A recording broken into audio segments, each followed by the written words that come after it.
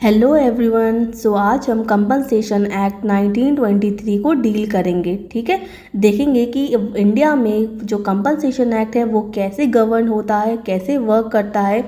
तो चलिए शुरू करते हैं। पहले देखते हैं हम लोग इसका इंट्रोडक्शन। इंट्रोडक्शन में कहा गया है, every employee needs a secure job and wants to get compensation for the expenses he has incurred.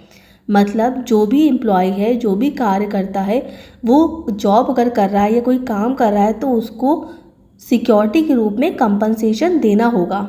ठीक है, this is a requirement that needs to be fulfilled by the company whether it is small scale और large scale.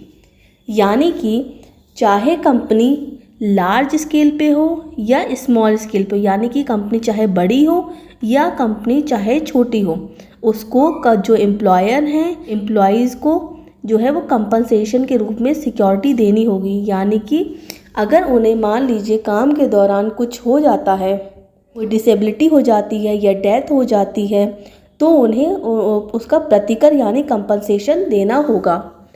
After all a company success depend on it's employees. देखिए, company, कोई भी company है वो grow करती है तो उसकी जो सक्सेस होती है, उसकी जो सफलता होती है, वो एम्प्लॉयज़ पे डिपेंड करती है। यानी जो कंपनी में काम कर रहे हैं लोग, उन पर डिपेंड करती है।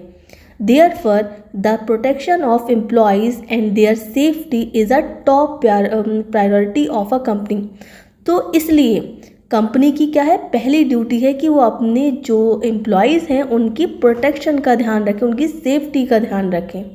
इसलिए जो भी कंपनी होगी, वो चाहे स्मॉल स्केल पे हो या लार्ज स्केल पे हो, उसे अपने एम्प्लॉयज़ को कंपनसेशन के रूप में सिक्योरिटी देनी होगी। तो ये बेसिकली इसका इंट्रोडक्शन ये कहता है। तो इसी इंट्रोडक्शन को आगे कंटिन्यू करते हुए आगे देखते हैं। The employees compensation act 1923 is an act to provide payment in the form of compensation by the employers to the employees for any injuries they have suffered during the accident। क्या कहा है, ये act हमें क्या provide करता है, एक payment के रूप में, कंपनसेशन के रूप में एक पेमेंट प्रोवाइड करता है। ठीक है, अगर कोई भी एम्प्लॉयज़ जो है, जो भी काम कर रहा है, कार्य करता है, अगर उसे कोई इंजरी हो जाती है और during the accident, during the working hours, यानी काम कर रहा है, उस काम के दौरान उसको कोई इंजरी हो जाती है, डिसेबलमेंट हो जाता है, डेथ हो जाती है, तो उसे एम्प्लॉयर के द्वारा, जिसने उसे हायर किया है, वो कंपनसेशन देगा in the form of money. Earlier this act was known as the workman compensation act 1923। क्या था, पहले ना इस एक्ट का नाम था वर्कमैन कंपनसेशन एक्ट, और अब क्या हो गया, एम्प्लॉयज़ कंपनसेशन एक्ट।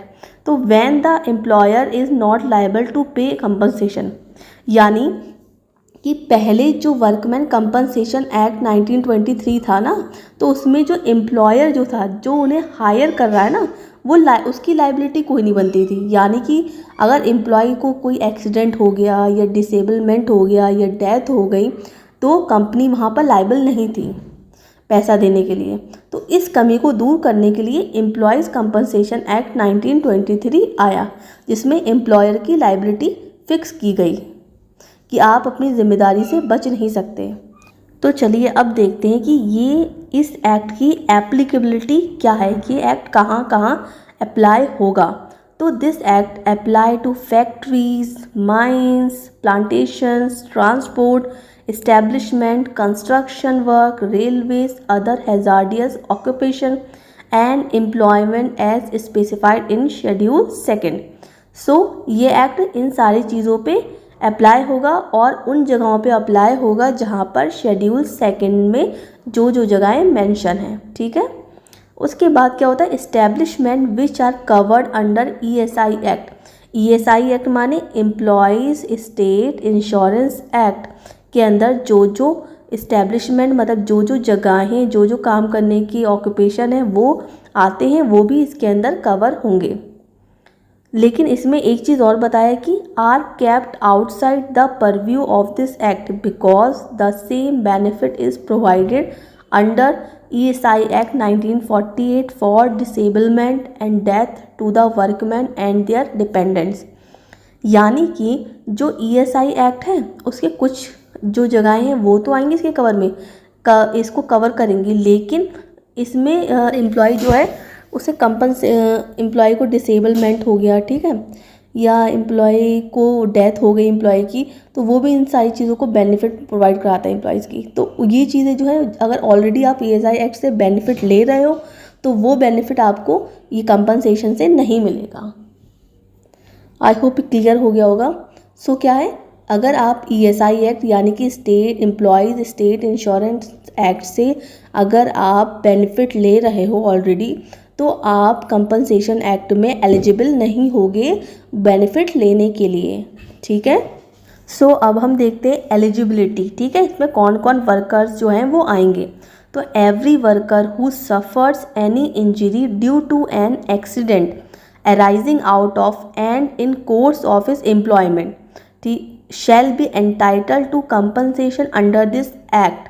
तो क्या कहा गया यहाँ पे कि सारे वर्कर जो जिन्हें इंजरी होती है due to accident arising out of, मतलब कि अगर आप काम कर रहे हो और काम के दौरान आपको कोई इंजरी होती है तो उसमें सारे वर्कर जिन को होगी वो सब लोग कवर होंगे और इस एक्ट के तहत एंटाइटल होंगे कंपनसेशन लेने के लिए, ठीक है। There is no wage limit for a worker for becoming eligible for compensation under the act. So यहाँ पर कोई भी कंडीशन नहीं लगाई गई है, कोई भी लिमिटेशन नहीं लगाई गई है कि आपकी मान लो 6,000 सैलरी है तो आप ही को मिलेगा, ऐसा कुछ नहीं है।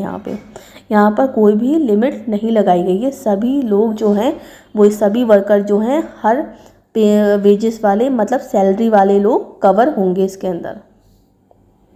अब इसके आगे देखते हैं क्या कहता है इसका section 2 clause 1M of workman compensation act define करता है वेजेस एज एनी प्रिविलेज और benefit which is capable of being estimated in money other than a travelling allowance or the value of any travelling compensation or contribution paid by the employer of an employee towards any pension or provident fund।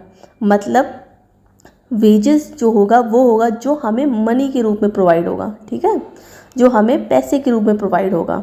इसके साथ ही cover करता है any special expenses entitle on him by the nature of his employment. तो ये money जो है वो हमें जो पैसे के रूप में प्रोवाइड होगा वो चीज़ कवर करेगा, वो चीज़ वेजेस कहलाएगा। अब इसके साथ देखते हैं कि जो एम्प्लॉयर की लाइबिलिटी है, एम्प्लॉयर्स लाइबिलिटी फॉर कंपनसेशन, यानी कि जिसने हमें हायर किया है, जिसने एम्प्लॉय को हायर किया है काम करने के लिए, उसकी क्या क्या लाइबिलिटी होगी, किन किन कंडीशन में वो लाइबल होगा। तो इसके लिए सेक्शन 3 जो है वो डील करता है। तो पहला केस क्या बताते हैं, इन केस ऑफ एक्सीडेंट, यानी कि अगर एम्प्लॉय है उसका एक्सीडेंट हो जाता है तो एम्प्लॉयर जो है वो लाइबल होगा कंपनसेशन देने के लिए। दूसरा बताता है in case of occupational disease, अगर उसे कोई काम के दौरान कोई ऐसा जैसे चमड़े का कारखाने में लगा हुआ है वो, तो उससे कोई नुकसान हो जाता है, या किसी गैस की फैक्ट्री में काम कर रहा है तो उससे कोई नुकसान हो जाता है, या पटाखा फैक्ट्री में काम कर रहा है तो उससे कोई नुकसान हो जाता है, ऐसा भी कोई डिसीज़ होता है तो वो भी कवर होगा। मान लीजिए कोई स्किन डिसीज़ हो गया फैक्ट्री, गैस की फैक्ट्री में काम करते हुए या किसी भी फैक्ट्री में काम करते हुए स्किन डिसीज़ या फिर कोई भी रैशेज़ हो गए या जो भी और हो गया, सब कवर होगा इसके अंदर। उसके बाद क्या होगा, दिस सैड एक्सीडेंट एंड और disablement has arisen out of in the course of employment. वही है arisen out of course of employment का मतलब काम के दौरान जो भी इंजरी होगी, एक्सीडेंट होगा, डिसेबलमेंट हो जाएगा, मतलब एक पैर से अपाहिज हो गया, हाथ कट गया तो हाथ से हो गया, या एक आँख में प्रॉब्लम आ गई, तो ये सारी चीज़ों अगर ये सारी चीज़ें जो हैं एम्प्लॉय के साथ घटित होती हैं तो एम्प्लॉयर की लायबिलिटी होगी कि उसे वो कंपनसेशन दें।